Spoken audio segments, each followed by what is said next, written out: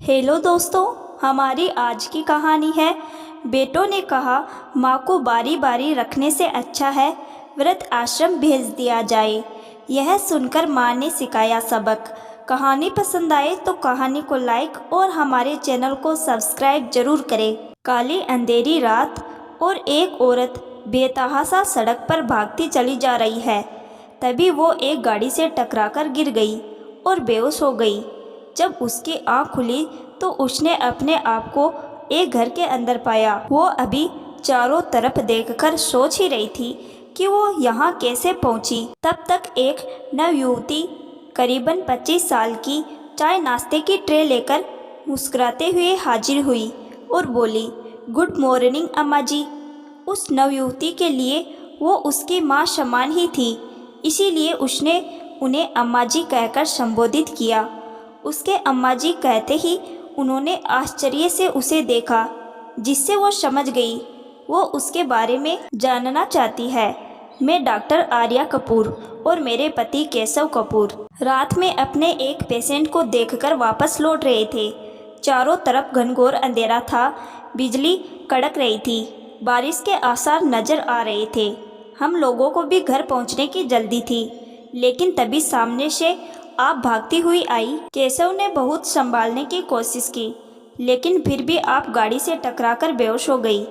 पहले तो लगा कि ऐसे किसी अनजान को कैसे अपने घर ले जा सकते हैं, लेकिन फिर एक डॉक्टर होने के नाते मन में मानवता जाग उठी और हम लोग आपको यहाँ ले आए।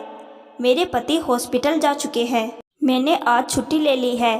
अब आप बताइए, इतनी रात में आप बेतहाशा अकेली कहाँ जा रही थी? मैं सौदामिनी। जब तक पति थे जीवन में कोई कमी नहीं थी, लेकिन अभी कुछ दिन पहले ही पति नहीं रहे। उनकी कमी तो जीवन में कोई नहीं पूरी कर सकता। मेरे 4 बेटे हैं, सबकी शादियां हो चुकी है और सभी संपन्न है। सबको पढ़ा लिखाकर इस लायक बना दिया है कि अपना जीवन निर्वाह अच्छे से कर सके।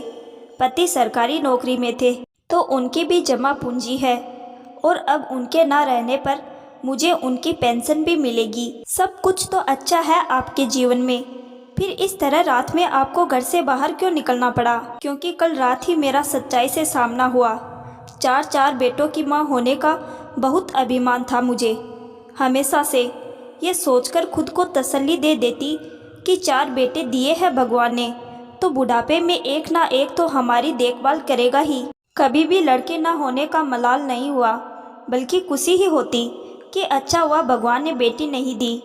लेकिन आज मुझे मलाल होता है कि काश ईश्वर ने मुझे 4 बेटों की जगह 4 बेटियां दी होती। कल रात में वॉशरूम जाने के लिए उठी तो देखा मेरे चारों बेटे और बहुएं मुझसे मेरी प्रॉपर्टी हथियाने और मुझसे छुटकारा पाने पर विचार विमर्श कर रहे थे।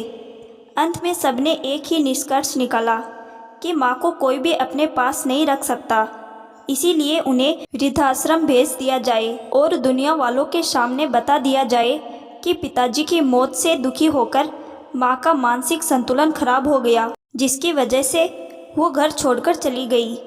इस तरह से उनकी सारी संपत्ति के हम चारों बराबर के अधिकारी बन जाएंगे और ऐसो आराम से अपनी ज़िंदगी बिताएंगे। उनकी बातें सुनकर मुझे बहुत ही कष्ट हुआ और उसी समय मैं घर छोड़कर निकल गई। अम्मा जी, आपको इस तरह से घर छोड़कर नहीं आना चाहिए था, बल्कि वहीं रहकर उन लोगों को सबक सिखाना चाहिए था। ऐसे तो आपके बेटों की हिम्मत बढ़ेगी। मैं अकेली उन्हें क्या सबक सिखा सकती हूँ? आप अकेली नहीं है, आपके साथ तो भगवान है, तभी तो उन्होंने आपको बचाने के लिए हमें भेजा।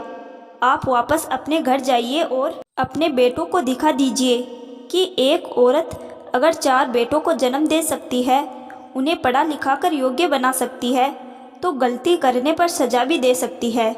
सौदामिनी जी आर्या की बात सुनकर अपने घर वापस लौट गई।